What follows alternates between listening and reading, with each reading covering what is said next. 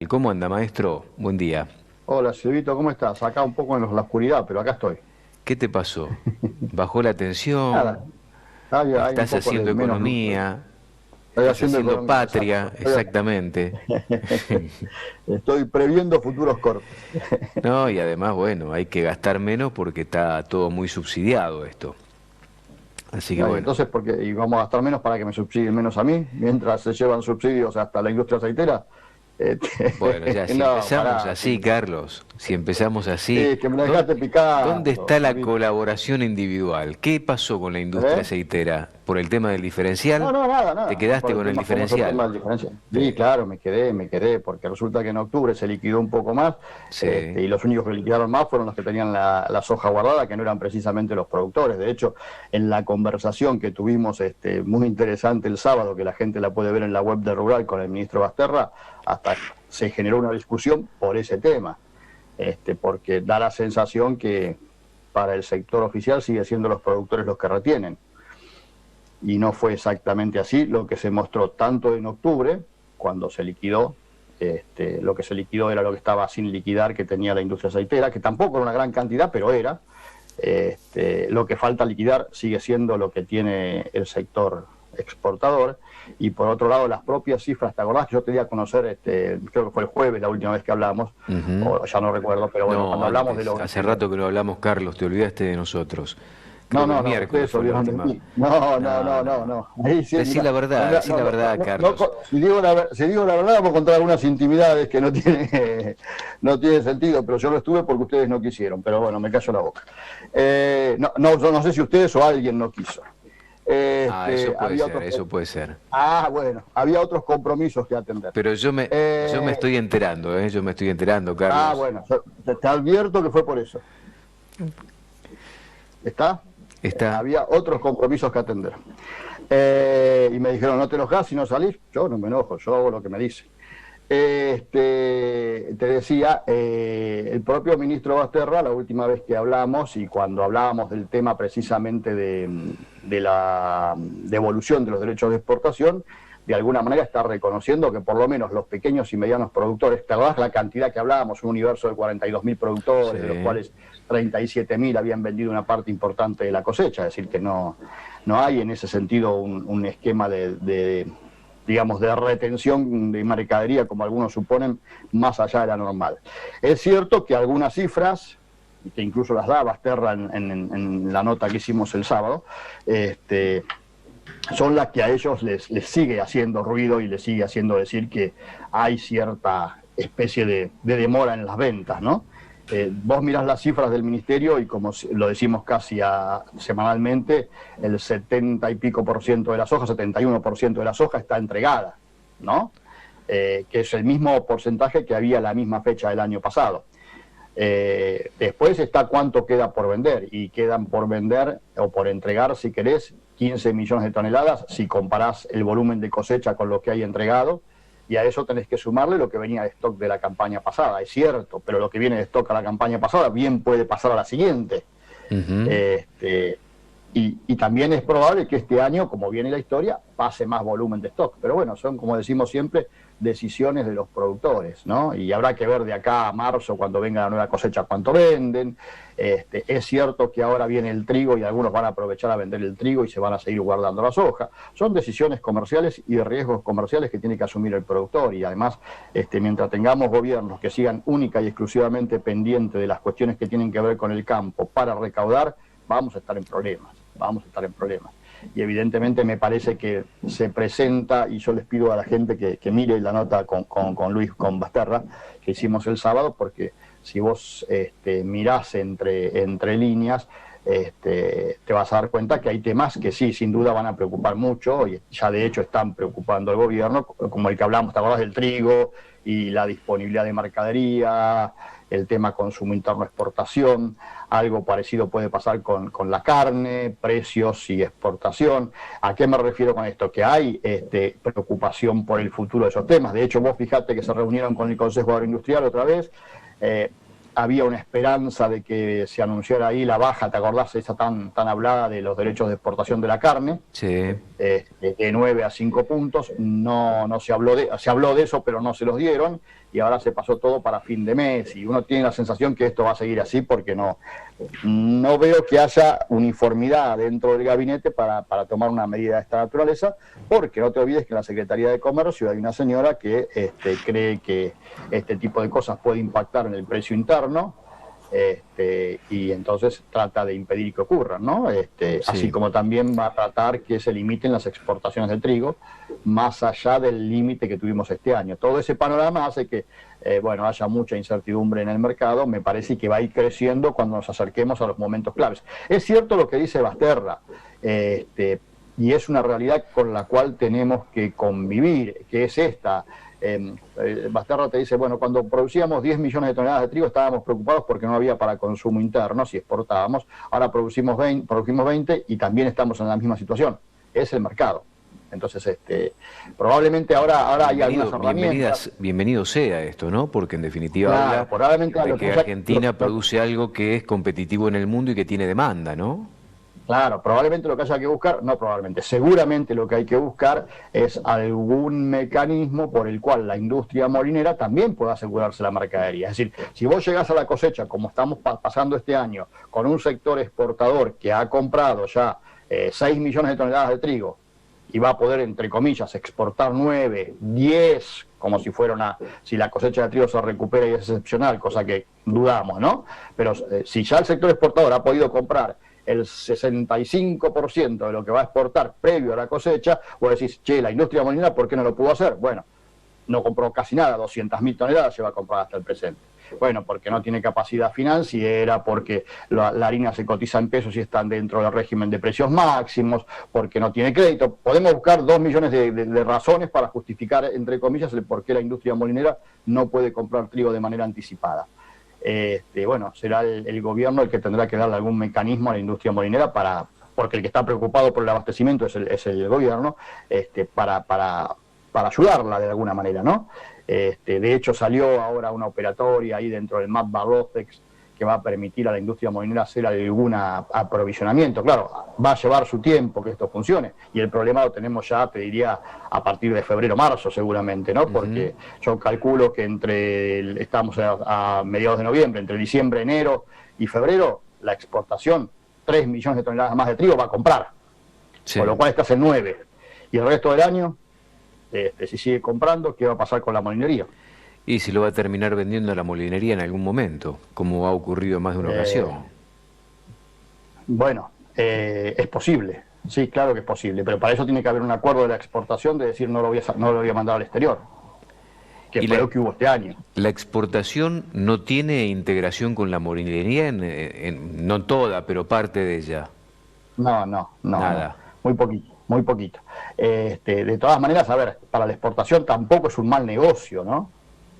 Después vender la molinería, aguantarlo y después venderlo. Aguantarlo, comprarlo ahora, suponte, vamos a hacer un ejercicio teórico, a $200, que es lo que está hoy, 205, sí. Aguantarlo, y cuando la situación se vuelva muy ajustada, venderlo, no sé, 250, ponele a la molinería, sin hacer todo el trámite de la venta al exterior y demás. Ahora, eso comparado con el negocio al exterior, le genera más, le genera menos, bueno, ya veremos. Es interesante, ¿no?, lo que planteas, es interesante lo que planteas, porque evidentemente acá hay un negocio que el exportador lo conoce muy bien.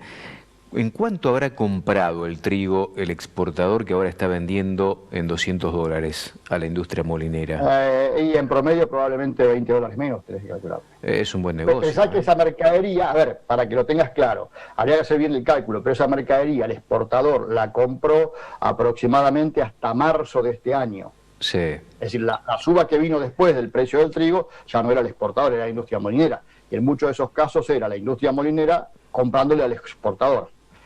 ¿Entendés? A ver, en este mismo sentido vos podrías decir, bueno, acá, y algunos que a lo mejor escuchan se enojan, pero el productor, algunos funcionarios sobre todo, el productor lo que mejor podría hacer hoy es sentarse sobre el trigo, ¿sí? Porque vos decís, no vender como lo hace culturalmente el trigo una vez que lo va levantando, sino aprovechar y vender, por ejemplo, en este momento, o maíz si tiene algo, o soja, no sé. Sí, probablemente. Si es que necesita financiarse. Está muy difícil decir qué es lo que tiene que vender hoy, porque todos, si vos mirás todos, Vos decís, bueno, la soja en Chicago se mantiene por encima de los $400, a ver qué ver hasta cuándo, si los chinos siguen demandando, mañana viene el informe de Luzda, qué va a pasar con el nuevo presidente de Estados Unidos, que algunos suponían que los mercados iban a derrumbar y está ocurriendo todo lo contrario. Bueno, qué va a pasar con estaba mirando un informe que ahí hablaba con Leo recién, que seguramente esta noche lo va a tratar. Se habla de que el Sudamérica va a tener la seca más importante desde los últimos 20 años. Sí. Hay una serie de cosas que van a condicionar mucho la decisión de los productores. Entonces, cuando vos mirás la canasta de productos, decís, bueno, la soja puede subir y todavía puede seguir subiendo. Sube la soja, sube el maíz, o al revés, sube el maíz, sube la soja, y el trigo se va a quedar atrás.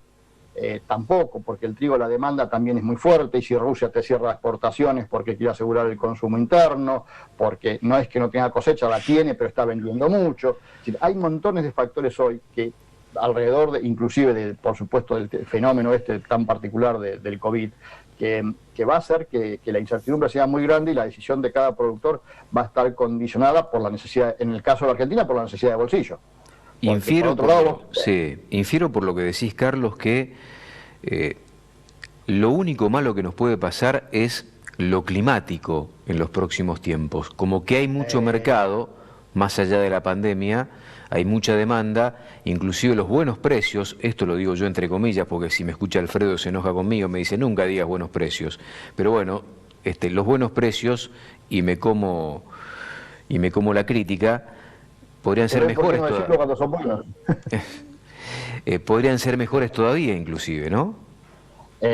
Podrían ser mejores. Ahora, yo al condicionamiento climático, que lo tenemos siempre, yo te sumaría el condicionamiento de las políticas internas.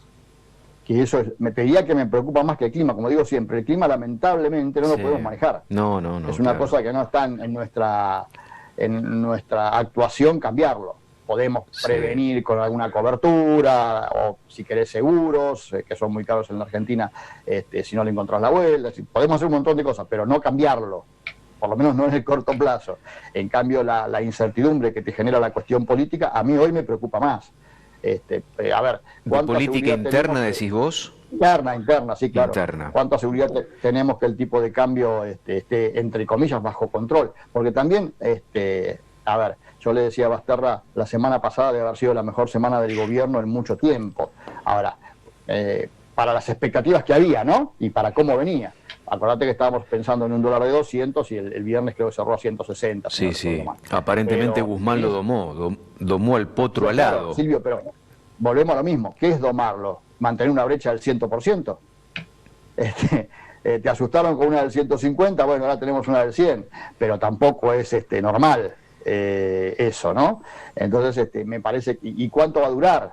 No, yo creo que en esto hay que mirar lo importante, qué nivel de reserva tenemos y cuáles son las proyecciones de que Argentina consiga dólares genuinos en el corto plazo. Me parece que lo esencial pasa por ahí, ¿no?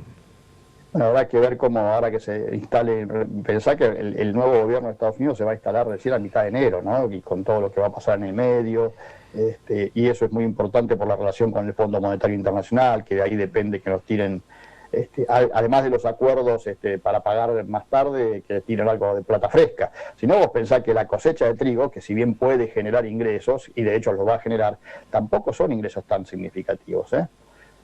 ¿De cuánto hablamos? ¿De $1.000 millones o menos? Probablemente de acá a fin de año. No, hasta marzo, ponele. Y no, algo más, el doble. Algo más, el doble, $2.000 millones de dólares. El doble, sí. El doble podría ser. Porque viste que generalmente los eneros para la Argentina son complicados.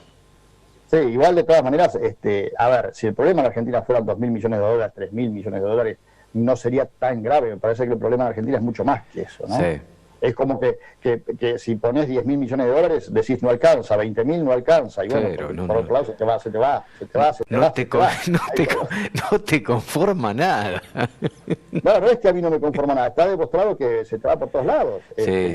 A ver, tuviste superávit comercial yo no me recuerdo la cifra, pero ya llevamos creo que 7, 8.000 millones de dólares hasta septiembre. En septiembre bajó mucho, en octubre va a bajar más. La pregunta es ¿dónde están los dólares? No, es que en la medida, y tengo que hacer la pausa porque Pilar me está retando con justa razón, pero digo, en la medida que la economía se vaya recuperando lentamente, evidentemente el déficit comercial, el tema del superávit comercial se va a ir licuando porque la economía lamentablemente requiere de muchos insumos importados y ahí es cuando desaparece el superávit comercial. Y además con un tipo de cambio bajo, los importadores están contentos. Y lo tentativo es importar todo lo que se pueda, ¿no? Porque como vos bien decías, no se sabe qué es lo que puede pasar con el tipo de cambio a futuro. Pero bueno, ¿me permitís hacer una pausa breve? ¿Tenés ganas de quedarte un ratito más con nosotros? Así saldamos la falta de espacio de la semana pasada. Con Carlos Echepare estamos compartiendo esta mañana de Mercado Visión. Regresamos en un minuto nada más. Estamos compartiendo esta mañana de lunes con Carlos Echepare. Mañana informe importante del Departamento de Agricultura de Estados Unidos que puede dejar qué novedades. ¿Se esperan novedades o ya el mercado va adelantando o adelantándose a lo que vaya a informar mañana el USDA, Carlos? ¿Cómo lo ves? Mirá, en teoría siempre el mercado se adelanta a lo que espera que el USDA diga. Después hay que ver si el USDA lo confirma, con lo cual se produce probablemente un reacomodamiento, o si se da un informe totalmente distinto a lo que el mercado esperaba, allí ya no sabemos para qué lo va a salir, pero lo que está esperando básicamente el mercado es cifras nuevas en soja, en donde debería reconocerse una nueva baja de los stocks de Estados Unidos a partir de las mayores compras fundamentalmente de China. La semana pasada, en el momento, creo que fue el miércoles, ¿te acordás que hubo una suba muy fuerte la semana pasada, en algún día, no me acuerdo cuál, si fue el miércoles o el jueves? Bueno, ese día tuvo que ver, entre otras cosas, también con la confirmación de que Brasil le ha estado comprando soja a Estados Unidos. Hay en realidad todo ese dato que el mercado está esperando que el USDA confirme, como también está esperando que el USDA confirme la verdadera magnitud de las compras chinas de maíz, ¿no? Que es el otro dato también importante. Y habrá que ver qué está reflejando el USDA de las estimaciones tanto de maíz como de soja para Argentina y para Brasil a partir de la situación climática que se está dando. Digamos que eso es todo lo que el USDA debería decir mañana. Ahora, como siempre decimos, el USDA no es propenso, primero que las cifras del USDA están todo el tiempo cuestionadas ahora, ¿no? El USDA no es propenso a hacer grandes ajustes, tampoco. Veremos qué dice y veremos cuánta atención le pone el mercado. Si vos mirás las últimas informes del USDA, tampoco el mercado le prestó demasiada atención, es como que siguió con su creencia, digamos, más allá de las cifras que da el USDA. Y esto tiene que ver con la gran demanda china. Vos sabés que los chinos han superado aparentemente el COVID y se están recomponiendo en todo lo que es el consumo, en lo que es su economía y en lo que son básicamente los stocks. Y cuando te digo se están recomponiendo los stocks, se están recomponiendo los stocks de granos y también de carne, y en ese sentido están volviendo a tener una producción de cerdos importante, es decir, todo eso le va a asegurar una mayor demanda. Si esto es confirmado por el USDA, bueno, esto es lo que el mercado está suponiendo hoy. Es por eso los precios que tenemos. Cuando vos ves la soja que el viernes cerró $403 en Chicago, tuvo una pequeña baja, había llegado casi a 405 el jueves. Bueno, estamos hablando de arriba de $400. Yo te recuerdo que 6 meses atrás, o menos tal vez, hablábamos de una soja que podía caer por debajo de 300. Es decir, la suba es importante y hay quien está diciendo ahora que hasta puede llegar a 500. Yo no sé si tanto, pero evidentemente ha tenido una mejora muy, muy fuerte. Ahora, en nuestro país se está dando lo que se da siempre, como te digo, en esta época del año. Los productores venden cuando necesitan. Los que tienen soja, porque en muchos casos ni siquiera son productores. Los que tienen soja venden cuando se necesita. Cuando vos mirás los números del viernes, decís, ¿cuánta soja se vendió el viernes? Y 70.000 toneladas. ¿Es lo normal para esta época del año? Es lo normal. Por más que el precio hubiese subido más o menos. El viernes el promedio, según el Ciogranos, estuvo en 26.700 pesos aproximadamente. Y ya te digo, se vendieron 70.000 toneladas. Y cuando vos mirás la tira de la soja, es decir, a futuro, ¿no? Empezás a ver valores. Primero, tener en cuenta que hay un nuevo cambio en los derechos de exportación a partir de diciembre y a partir de enero vuelve al 33%. Y la industria al 31%. Cuando vos mirás esa tira, decís, bueno, la soja hoy disponible se está pagando el viernes por lo menos alrededor de $333. Diciembre 325, $8 es una baja importante, en 320 es casi el 2%. Después tenés, o un poco más inclusive. Después tenés, cuando te vas para adelante, tenés marzo 305, abril 290 y cosecha nueva 275. ¿Es bueno cosecha nueva 275? Comparado con lo que esperábamos, es muy bueno. ¿Sí? Comparado con lo de hoy. 300, claro, con los 330 de hoy, muchos te dicen, no, pará, porque hay 55, $60 de baja. Y bueno, pero es la realidad del mercado tal como se ve hoy en el mundo. El maíz, que es tu motivo de tu preocupación, pasa algo parecido. Ahora, extrañamente, ¿te acordás que el maíz venía siendo prácticamente el producto que más se negociaba? Según el CIO Granos, el viernes solo se negociaron 27.000 toneladas de maíz.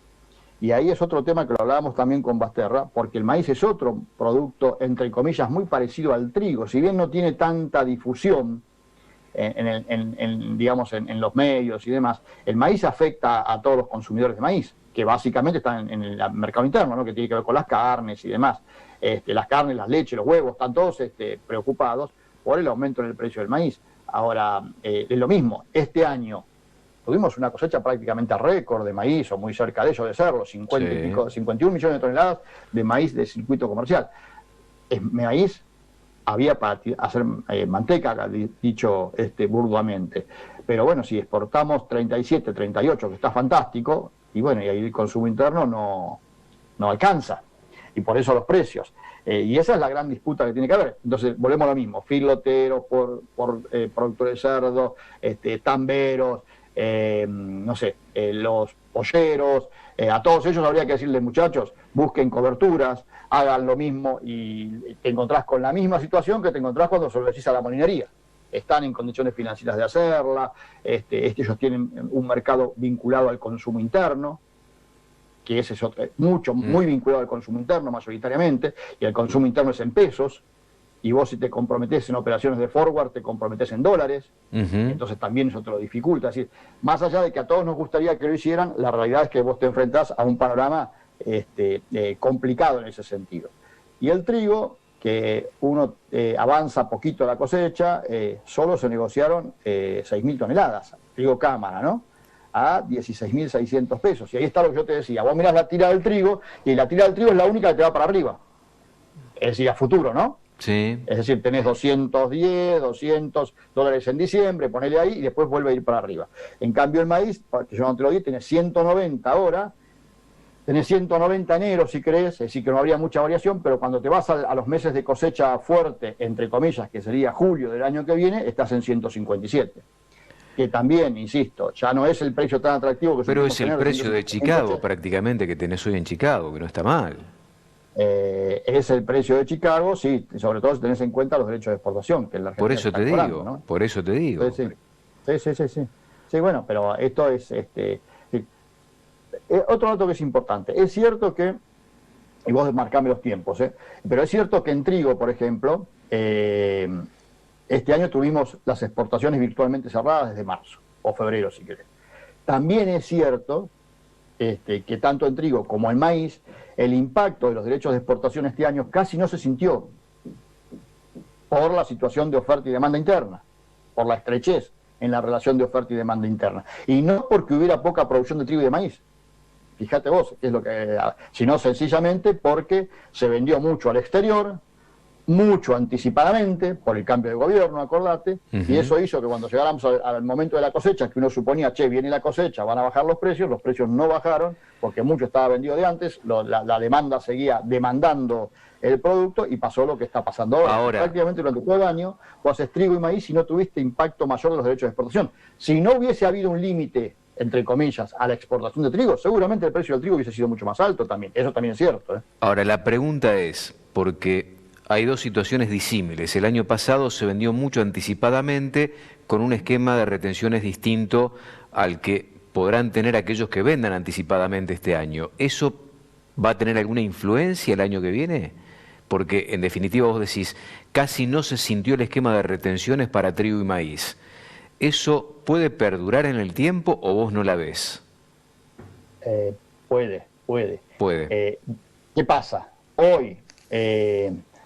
a ver cómo digo esto, porque si no, para que no haya errores. Hoy, si vos sos un comprador, Sí. ¿sí? Y te posicionás en julio del año que viene, tu cálculo para saber cuánto le vas a pagar contempla los derechos de exportación llenos. ¿Se entiende esto? Sí. Así que vas a decir, bueno, a ver, el mercado internacional de julio, vamos a decir cualquier cosa, de cualquier producto, $300, ¿cuánto Sí. es el derecho de exportación? 12%, le descuento el 12%, le descuento mi beneficio, mi gasto, y digo, puedo pagar, digo cualquier cosa, insisto, $250. Sí. Eso lo puedo hacer hoy. Ahora, si llego a julio y no hay maíz o trigo o lo que fuera, yo no puedo hacer ese cálculo, tengo que decir $300 tengo que vender, y bueno, y salgo a pagar 270, 280, pues ya lo vendí. Entonces ahí, ¿entendés? En la venta disponible es cuando se puede hacer esa, entre comillas, que se entienda bien, distorsión en donde el comprador no me descuenta el derecho de exportación. Claro. En el futuro no, porque en el futuro no me va a decir, En yo el te futuro pago de más no, para claro. asegurarme.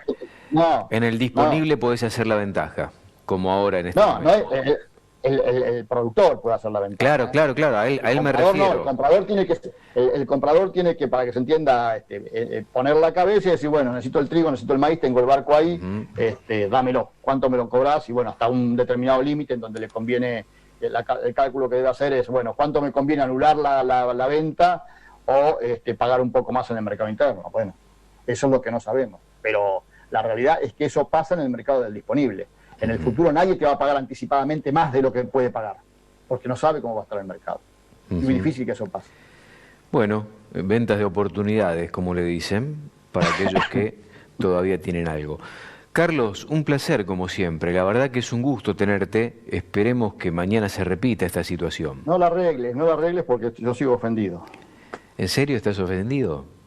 Sí. Bueno, vamos a ver qué podemos hacer para que esto... Ni te hablé de fútbol la semana pasada. Es verdad. No sé qué me dijiste, pero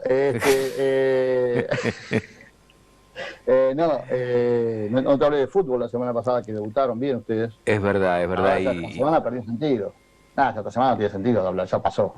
Igual estamos jugando muy mal. Igual estamos jugando muy mal, digo. Así que bueno, te agradezco el hecho de evitar el comentario futbolístico. Ustedes están intratables realmente. Yo creo que son los grandes candidatos a ganar todo este año, y alguna vez lo van a tener que ganar. Como siempre. Sí, pero a veces no se les da. Este año yo creo que sí, que van por todo y que se les va a dar. Así que bueno, disfrutalo, Carlos, que no se da todos los años, no se da todos los años. No, a veces tenemos que dejar que gane otro. Sí. Mirá, he sido testigo de para hacer eso. una chicana, hacer una chicana. Es como el peronismo, Silvio, a veces te deja que gane otro. Pero lo del peronismo es una concesión mucho más corta de la que han hecho ustedes en estos últimos años. No, y además la pagamos todo, ese es el problema. La pagamos todo cuando gana y cuando no gana, siempre somos los mismos. Sí, ¿qué va a ser? De pagar estamos acostumbrados, ¿no? Te mando un abrazo grande, gracias por todo, Carlitos, portate bien.